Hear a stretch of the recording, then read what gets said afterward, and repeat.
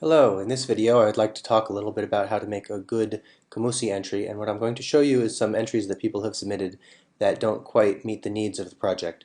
So I'll start with this entry here, which was submitted for the Kirundi language.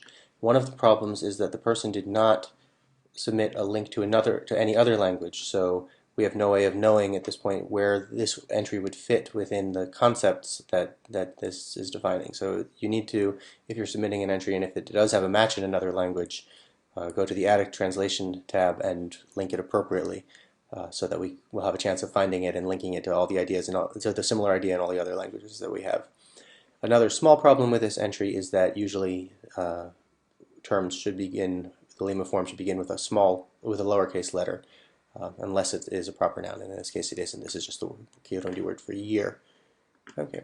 A second problem with a different entry is, again, this entry doesn't have any translation link to any other language, so it would be an orphan entry. But really the only thing that the person has submitted is they've submitted a thing that's saying this is a French word, and they've given us a part of speech. They have not given a definition, and they've not given any other information about the word.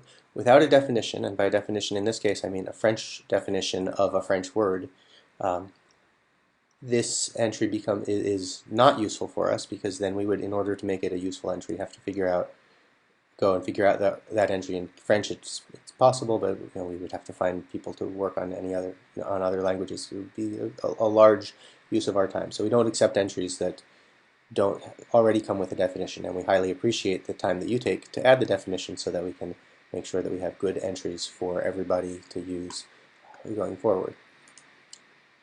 This entry, the person has made the opposite mistake. This is a German word, den. They have linked it to other languages, but what they've done is they've thrown in a whole bunch of different definitions of everything that all the different possible meanings of the word den in German. And really what we're looking for, what we really need, and I have to stress this, is one sense of this word den is one entry. If there's a second sense, that should be a second entry for den. Same spelling, different idea. And we will then take the first idea, you would link to one set of ideas in other languages, and the second idea that's comprised by the same spelling, you would link to a different set of ideas in other languages that share that particular meaning or are close to that particular meaning. Okay. This next entry, the person has done a German word, and actually German nouns do begin with capital letters. But what the person has done is they've linked it to a sense of day in English that we have not already defined, and they have linked it to a sense of day that does not really match the German sense of day. And this is we have some problematic data in the Kamusi, so we do not have English definitions that you can understand for all of the words that you might be linking to. So if you come across a word like this where you have a whole bunch of different possible words, such as day, a whole bunch of different possible entries that you could link to, and you don't know which one, then it's best to not work on that at this point, or to just send us an email saying, I want to link to the word day, in this case, with this particular definition. Send us the definition as an email, and we will send it back. I'll send back to you the correct link for you to then follow through on. And if you want to email us, you go up to the top, you go to contact up there, and you just fire us off an email in the contact form. This next entry has a problem that the person is sending in here it's a Swahili word, and they're sending it in with a Swahili definition. Very nice so far. The problem is that this word does not exist in any form that we know of. So here I've gone and searched for this word in Swahili in Google, and it just doesn't occur.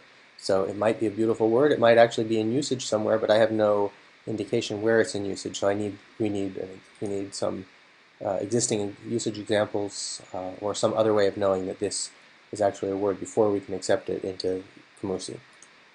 This next entry has the problem. The person this has several problems. It doesn't have a link to another language. It's an English word beginning with a capital letter. It should begin with lowercase. It's an English word, but they have given a Swahili definition. And this is not the appropriate place to give a Swahili definition of an English word. Here, in the definition field, you give an English definition of the English word. And then if you're going into the edit engine, you can see here we're in the edit engine. If you scroll down to where you put in the definition, here is where you would put in the definition in its own language, in this case English. And then right below it is where you would put in the translated definition into the language of your choice, and you will be able to select the language. Here you can select Swahili.